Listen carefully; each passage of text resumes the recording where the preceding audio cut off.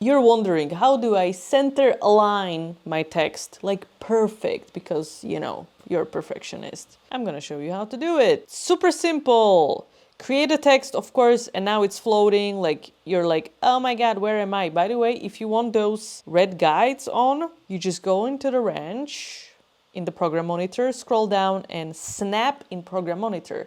And it's gonna give you the guides, which are invisible unless you click and hold the text and drag it around.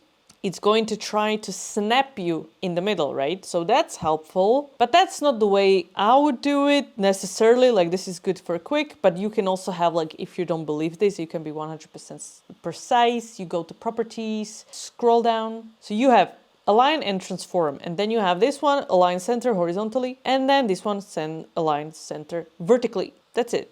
You're 100% sure this is in the middle. So you always go to properties. This is the new stuff. Old Premiere Pro didn't have that. Anything called properties, like it did, but it was different. So now you do it here.